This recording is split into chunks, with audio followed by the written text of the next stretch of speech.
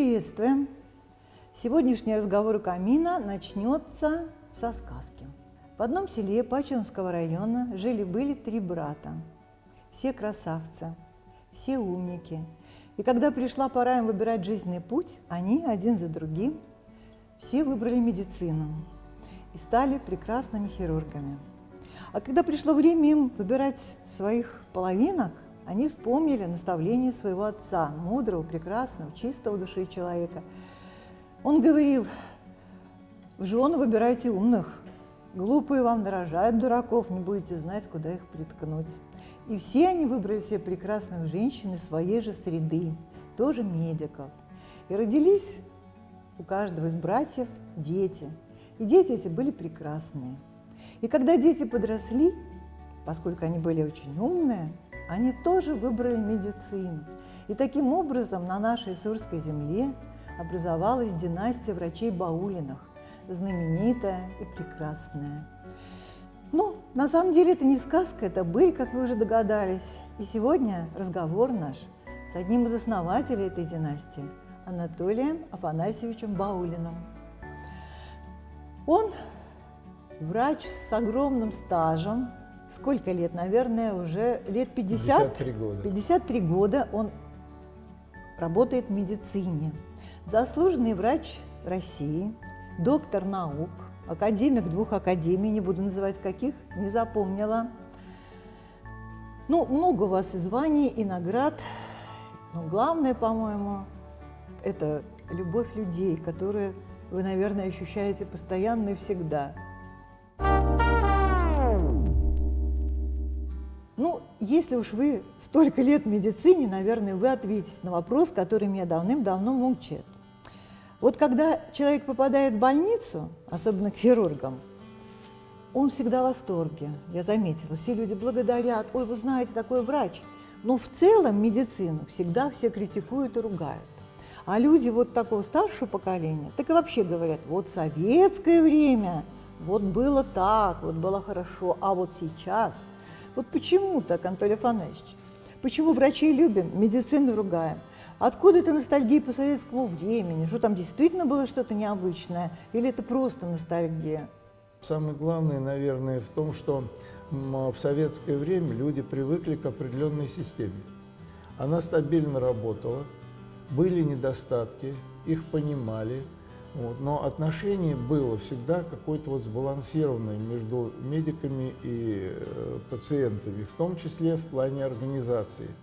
Но изменение организационной структуры, она повлияла на людей. Вот в данный момент у меня, как человек из деревни, просто шокирует, и я не могу это изменить и не могу на это повлиять. Страдает в основном сельское население.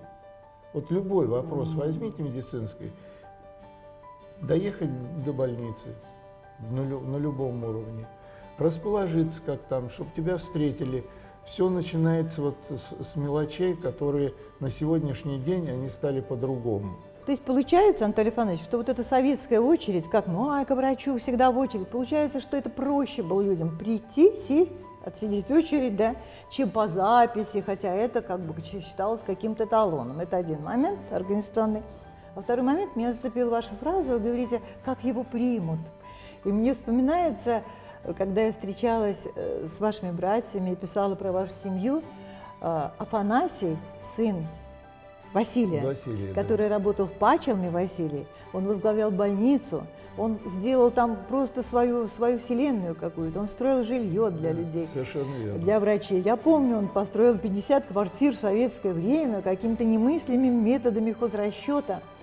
И вот Афанасий, его сын, рассказывал, как он приехал к отцу в больницу проходить практику. И вечером дежурил, а потом пришел на ужин в семью домой. Ему говорят: как там в больнице, отец спрашивает. Он говорит: приехал один из села человек, его там принимают. И отец говорит: как? Приехал больной, и ты ушел? Да там ничего сложного, говорит Василий. Отец ему говорит: человек на ночь глядя ушел из дома, он пришел в больницу, и ты говоришь: ничего сложного. И они, в общем, с матерью погнали его назад в эту больницу, пошел. не накормив ужинов родного Понятно. сына, потому что... Там и вот ждал эта человек. фраза «как вас примут в больнице», вот она вызвала у меня эти воспоминания. Ну, то есть, конечно, душевности какой-то было больше, безусловно. Но и наше время ведь являет нам какие-то положительные стороны. Вот, кстати, вот, конечно, село это страшная трагедия, что вот там нет этих больничек, все разрушено. Но вот я специально сегодня открыла сайт Минздрава нашего, посмотрела. Да я и до этого знаю. Почти каждый месяц в каких-то селах открываются ФАПы. Огромное количество ФАПов. Но это вообще программа предвыборная нашего губернатора, я помню. Он ездил, мы тогда освещали все это, журналисты, и социальные объекты смотрел, и говорил: построим, сделаем, а я еще думаю, как это вообще возможно столько. Но смотрю, вот ФАПов очень много открывают. Поможет это как-то, исправит эту ситуацию? Вот больницы, ну хотя бы эти ФАПы, они так быстро возводят. Хотя бы первично что-то, какую-то помощь окажет человеку. А я радуюсь, Вот. что ФАПы хотя бы появляются. Ну, вообще материальная эта база у нас, по-моему, вот в последнее время немножко стала укрепляться. Смотрю, там ремонтируется, что-то строят. Нет, в этом плане идет большой прогресс, это говорить нечего. Последние, особенно вот годы, где внутри больниц ремонт проходит, уже стал вот у нас в отделении гнойной хирургии, где было просто стыдно на обход приходить, потому что был эпизод, когда один мужчина из какого-то татарского села, он там постоянно был пациент, и он говорит: Анатолий Афанович, посмотрите на стену. Ой, было такое в них, да. Вы не видите, что это похоже на Россию? То есть выпавшая краска это. Сейчас там благоприятная обстановка, ремонт хороший проведен. С моей вот точки зрения, вот как человека, опять же, не как врача, может, а как человека, что должна быть какая-то система вот, предложена населению, что, допустим, из района, раз такое создалась ситуация, что он не может там получить помощь, значит, он должен получить пусть и медицинскую, и социальную помощь в городе. То есть он должен приехать и хоть где-то разместиться, чтобы попасть к врачу, получить помощь и так далее. А он приезжает опять, его возвращают. У тебя направление есть? Это понятно. Нет. А Анализов конкретно, нет? Нет. Извините, пожалуйста, ну а конкретно какие, что значит, дома какие-нибудь строить для них, приюты? Не Ну, могу сказать, как? но что-то должно решаться вот То есть таким приехал образом. человек из села, Да. или отдельные, может быть, какие-то... Да. А зачем строить в городе эту больницу, если можно построить в райцентре? То есть мы опять возвращаемся все-таки Но к в советской райцентре системе. опять, смотрите, опять хирурга содержать становится содержать. экономически невыгодно. Анестезиолога экономически Ну невыгодно. давайте пофантазируем с вами, придумаем, например, вот прямо сейчас, ну как это может выглядеть? Приехал человек из села, кто его должен встретить? Что? Ну что это может быть? Вот У вас же с большой моей опыт. точки зрения, это должно быть по типу, ну, может быть, я Ничего, пофантазируем. Вот, что при больницах может быть по типу, ну, не хосписов, а таких, будем говорить, дешевых домов приюта. Чтобы человек пришел, и там, допустим, да, за 300-500 рублей он мог переночевать. Чтобы он просто не гостиница. И тогда он будет встречен. Так, еще какие рациональные предложения по организации обслуживания сельских есть у вас? Признавай. Вы рационализатор, я помню, что вы изобретали какие-то операции эндоскопические. Не просто изобретали, и Василий столько предложений вносил в селе, и они сейчас пришли, но они немножко по-другому пришли. Ну, вы всегда опережаете время. Он в 80-х годах, когда отменил историю болезней, то есть врач не должен был переписывать одно и то же. То есть поступает из этого же района человек, у него есть амбулаторная карта. Он вместо истории болезни вот все это вписывалось в амбулаторные карты, там оставлялось. И история только была, так сказать, для регистрации, для статистики. Вот. Это все зарубили, потому что это как бы неэффективно, но сейчас-то мы получили компьютерные программы, которые вот это все собрали в кучу. То есть вот в системе Промед мы можем любого больного войти в его, так сказать, портфолио и увидеть всю его историю болезни, там, где он когда был, понимаете? Вот, все это. Но для того, чтобы в этой программе работать, вы не поверите. Вы не поверите, насколько это отнимает время. А что делать? Вот Давайте сразу предлагайте. Будем говорить, что делать.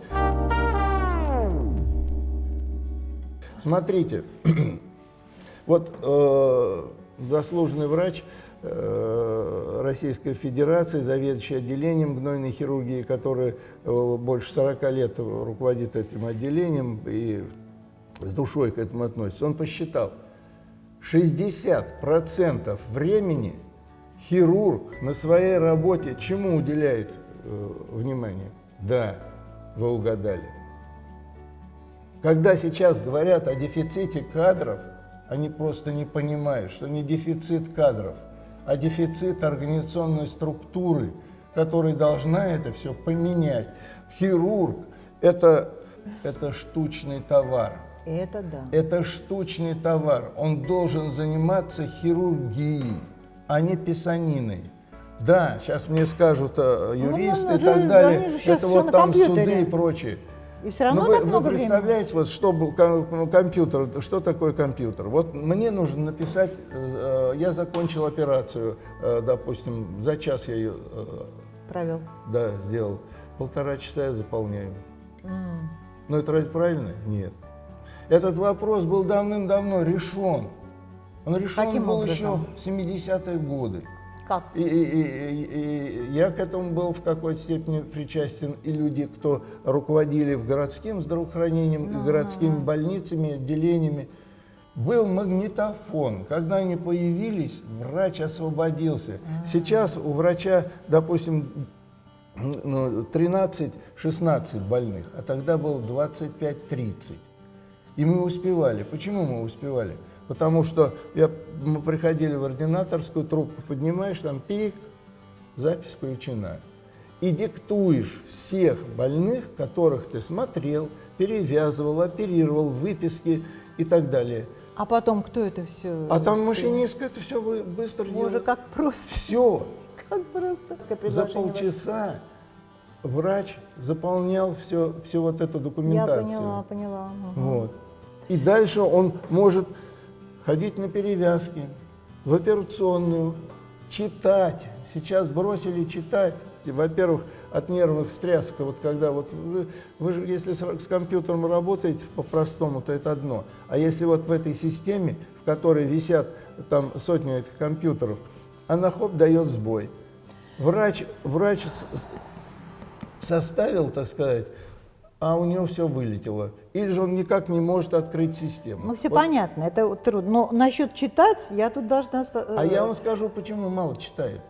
Я тоже скажу вам, почему мало читает. Что-то находят в интернете раз, а второе некогда читать. Третье, они по протоколу сейчас лечат. Им незачем читать. Вот личный опыт. Это еще одна вещь, которой можно вести очень много разговоров. Антон Иванович, я кратенько говорю врачу, назначить мне что-нибудь не могу. Я должна вам назначить по протоколу. Совершенно. А если я этого не сделаю, меня лишат лицензии. Да. Но это тоже Запад нам навязал, эти протоколы. И люди перестают думать, а зачем ему читать, если он открывает и компьютер, и все назначает. Но это действительно, вы правы, это отдельная тема. Но я хочу тут еще, Врач перестает быть создателем искусства, понимаете? Он начинает работать по шаблону. Это он как бы оберегает себя. Я хочу сказать, что все Баулины вообще-то рационализаторы, изобретатели.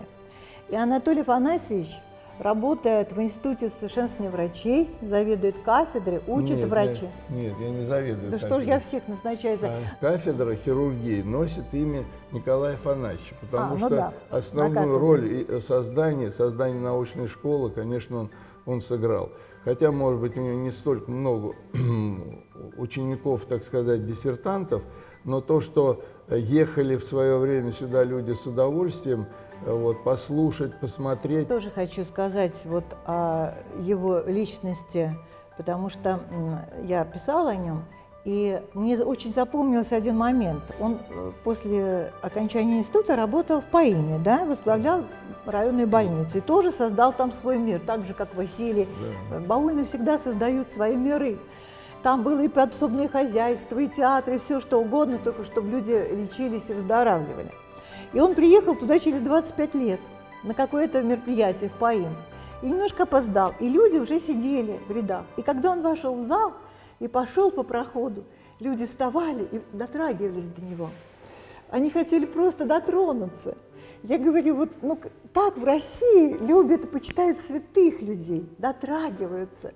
Меня это вот тогда очень растрогало. И потом я, кстати, нашла высказывание одного немецкого профессора о хирургах. Он сказал, хирурги в операционной почти что боги. Над ними есть только одно – их совесть. Я очень люблю это выражение. Мне кажется, вот оно отражает то, что есть на самом деле. Если вы откроете, так сказать, статистические выкладки, где написано, что средняя зарплата врача там 69 тысяч, ну это смешно, понимаете? На самом деле нет. Это мясо и капуста.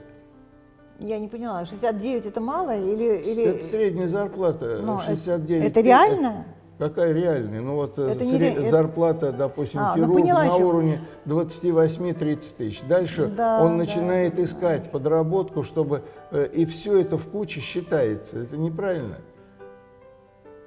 Ну, вот такая посмотрите, вот у нас из больницы ушли ведущие хирурги в частные клиники. Вот смотрите, в железнодорожной больнице наши воспитанники, на Измайлово наши воспитанники, лучшие хирурги, ну, это понятно, в медиклиник наш. Вот я не знаю, это вопрос, так сказать, секретный и закрытый, но все равно просачивается. Вот говорят, что они получают даже больше профессора приблизительно в 6-8 раз. Вот я зарабатываю чуть меньше 30 тысяч. И хирург, который работает, тоже 30 тысяч. Вот ему, чтобы 60 выработать, он должен еще 7-8 дежурств суточных взять, и тогда он такую зарплату Анатолий получит. Афанасьевич, поэтому вы подобны богам, потому что вы так мало зарабатываете, но вы лечите людей, вы святые люди. Я всегда говорю, врачи святые люди, особенно хирурги. Ведь вот вы говорили о занятости хирургов, да, и любого врача, но ведь на помощь вам сейчас, я имею в виду не лично вам, а всем врачам приходит искусственный интеллект, Иван Иванович, как я говорю. Ведь сколько появилось у нас, ну как раньше говорили, аппаратная, да, аппаратная медицина, так сейчас кругом одни аппараты. Как вы к этому относитесь? И как это сказывается на вот общем таком процессе лечебном? То, что сделано в последнее время по оснащению больницы, это величайшее дело, это однозначно. Да, там были перекосы, когда покупали за тройные цены и так далее, и пересажали сколько министров, и замминистров, и глав администрации и так далее за эти вещи. Этих сейчас компьютерных томографов было море, но их и сейчас много стало. Вот. Это дает очень серьезные подспорья в нашей работе. Это то, что вот вы говорите, все-таки вот... Шаблоны, которые сейчас внедряются, они мешают этому. Второе. Есть два аспекта в этом. Человеческий фактор и технический. Технический есть, а человеческий фактор может отставать. То есть человек может не уметь работать на этом он аппарате? Может даже умеет, но что-то не достает, что-то ему надо где-то читать, повышать квалификацию, прислушаться к старшим и прочее. Это все непросто. Хотя, вот, допустим, у нас сейчас, конечно, в связи с оснащением и компьютерно магнитно-резонансные томографы, и эндоскопическое, эндохирургическое оборудование, видеоэндоскопы, они дали колоссальные прорывы в технологии, в плане более легкого исполнения тех или иных операций, которые переносятся легче, чем открытая, допустим, там какая-то хирургия и так далее. Вот замена идет колоссальная. Вот я счастлив, что к этому имел отношение прямое, вот, что наши воспитанники и, так сказать, во многих также больницах работают. И в этом направлении у них замечательные успехи. Мы не отстаем, когда мы свои материалы показываем, допустим, на наших российских съездах, и когда говорим, какой, допустим, у нас широта эндохирургической операции, подходят люди, коллеги, говорят по секрету: вы знаете, вы или врете, или чего-то. Я говорю: нет, я не вру. Ну, вот тогда я вам скажу, в нашей больнице, кроме холецистектомии, ничего не делают. Вот для меня это, так сказать... То есть вы разрабатывали, я помню, нет, мы в советское время эндоскопические это операции. Это все не разработка, это перевод одной технологии в другую. Вот и нужно было в то время создать, чтобы эта была цепочка, работала. И поэтому мы поставили вопрос так в больнице у себя, что все, что можно сделать эндохирургически, стараться сделать. Понимаете? И поэтому вот эта цепь пошла. Началась с холецистектомии, а потом к этому гинекологи присоединили свое, то есть операции на придатках, экстирпация матки, надвлагалищная ампутация, внематочная беременность, которая всегда выполнялась классически, только у 5% выполняется сейчас открытым способом. Вы сейчас говорите о каком-то лечебном учреждении или в целом о пензенской медицине? Но я больше говорю о себе.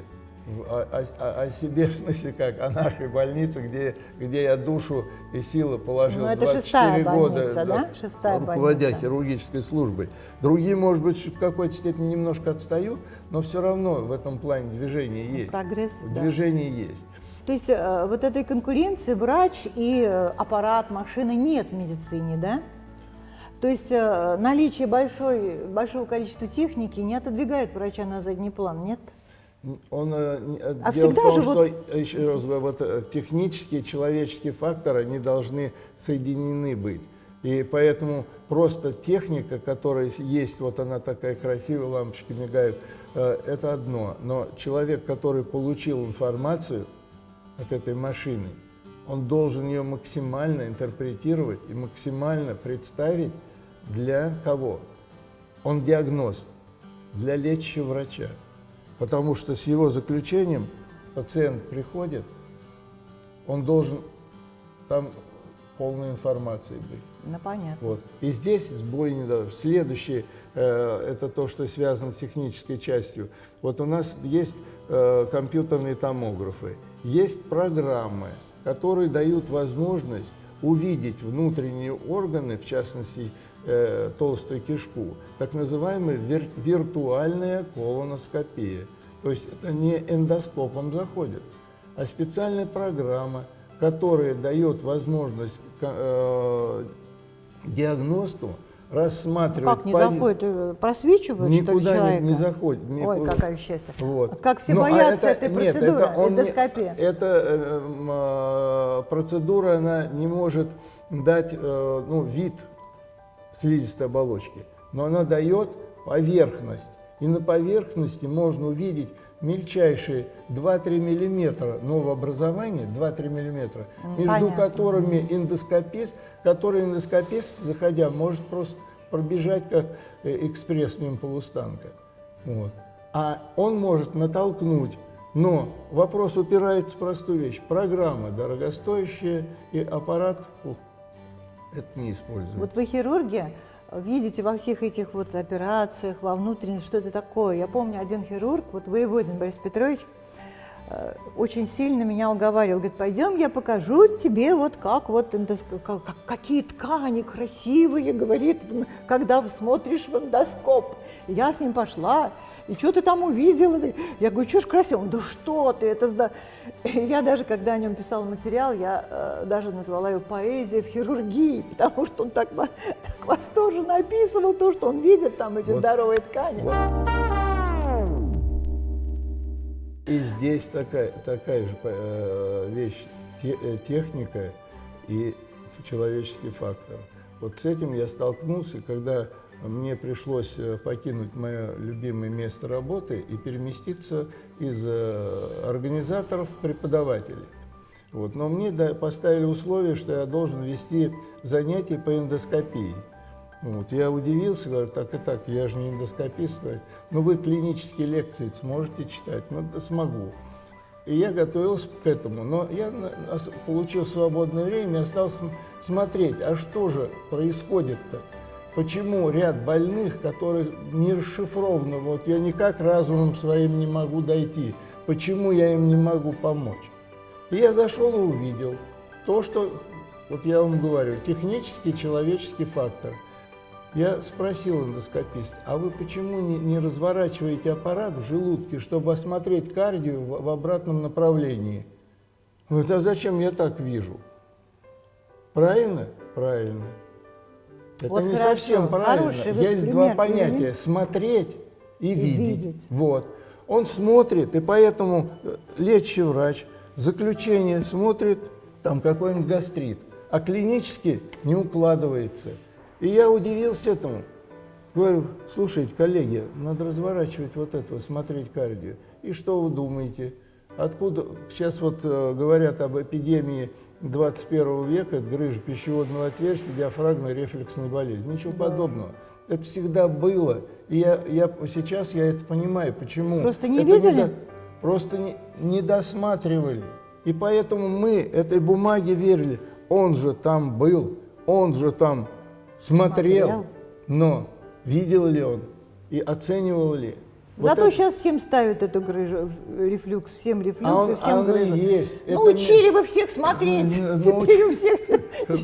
Этим болеют сотни миллионов человек на земном шаре. Операции очень много делают, особенно когда пришла вот эта эндоскопическая технология. Вот. Но как же мы жили без этого? Вот мы жили, не зная, что это есть. Все искали язву, и все думали, что человек страдает от гастрита. Но гастрит не дает ни болевого синдрома, ничего, а изжога вызывается забросом. Вот этот заброс, он обусловлен как раз вот. Анатолий Афанасьевич, вы ответили на мой вопрос. Вот машина и человек, аппарат и человек. То есть какой бы ни был прекрасный аппарат, да, человек должен управлять им. Максимально его выдавать. Да, то есть я думаю, что личность врача не отойдет, наверное, на второй план. Как вы видите будущее медицины? Будет увеличиваться вот эта аппаратность, вот эти вот интеллекты искусственные? Как будет? Как вы представляете? Вы же думаете об этом, я уверена. Опять же будут загонять в прокрустово ложе клинических рекомендаций, алгоритмов и так далее, где вот никто никуда не выпрыгивает, вот здесь вот находиться. Поэтому вот большая часть, конечно, пациентов будут получать правильную помощь, и им это все будет помогать, но какая часть, которым должно быть нестандартный подход, они все равно будут страдать, и страдать вот именно по причине уверования в какие-то вот методы, допустим, технические, и на это уповать. Вот. Поэтому Экзюпери как говорил, все равно, когда я заболею, я уеду куда-нибудь в дальнее село, и там с каким-нибудь старым доктором поговорю, как мне дальше быть. То есть вот все-таки общение с врачом, оно должно быть правильно, строиться правильно. Вы знаете, я немножко взгрустнула, вот, когда вы говорили, что вот, мало, не хватает денег людям на жизнь. И в то же время я вспомнила, не помню имя англичанина какого-то, который на вопрос, ему задали вопрос, как надо готовиться, чтобы стать хирургом, что надо делать. Он знаете, что сказал? Он сказал, читайте Дон Кихота, то есть готовьтесь к бескорыстию. Да, бескорыстие. И в этом вот тоже сермяжная какая-то правда, какое-то испытание, может быть, нашей интеллигенции, нашим вот людям, которые кто-то может, вы могли, не отойдет от жизни, не оторвешься. На этом, наверное, мы наш разговор закончим. У камина наш разговор завершен. Разговаривали сегодня Светлана Февралева и Анатолий Афанасьевич Баулин. До новых встреч, друзья!